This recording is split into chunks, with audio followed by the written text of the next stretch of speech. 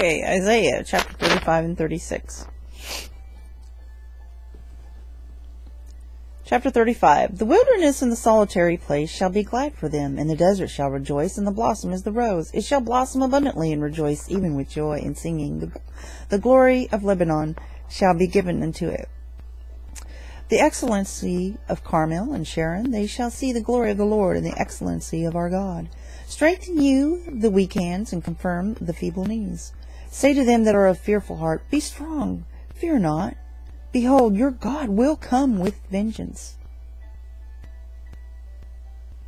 Even God with a recompense, he will come and save you. Then the eyes of the blind shall be opened, and the ears of the deaf shall be unstopped. Then shall the lame man leap as a hart, and the tongue of the dumb sing, for in the wilderness shall waters break out, and streams in the desert. And the parched ground shall become a pool, and the thirsty land springs of water, and the habitation of dragons where each lay shall be grass with reeds and rushes. And a highway shall be there, and a way, and it shall be called the way of holiness. The unclean shall not pass over it. But it shall be for those, the wayfaring men, though fools shall not err therein. No lion shall be there, nor any ravenous beast shall go up thereon. It shall not be found there, but the redeemed shall walk there. And the ransomed of the Lord shall return and come to Zion with songs and everlasting joy upon their heads. They shall obtain joy and gladness, and sorrow and sighing shall flee away. Chapter 36. Now it came to pass in the 14th year of King Hezekiah that Sennacherib the king of Assyria came up against all the defenced cities of Judah and took them. And the king of Assyria sent Rabshakeh from Lachish to Jerusalem and to King Hezekiah with a great army, and he stood by the conduit of the upper pool in the highway of the fuller's field. Then came forth unto him Eliakim, Hilkiah's son, which was over the house, and Shebna the scribe, and Joah, Asaph's son, the recorder. And Rabshakeh said unto them, Say ye now to Hezekiah, Thus said the great king, the king of Assyria, What confidence is this wherein you trust?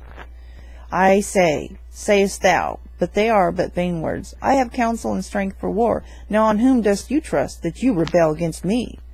Lo, you trust in the staff of this broken reed on Egypt, whereon if a man lean, it will go into his hand and pierce it. So is Pharaoh, king of Egypt, to all that trust in him.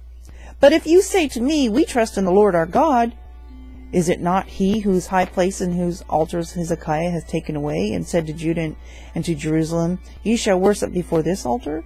Now therefore give pledges, I pray thee, to my master, the king of Assyria, and I will give thee 2,000 horses, if thou be able on thy part to set riders upon them.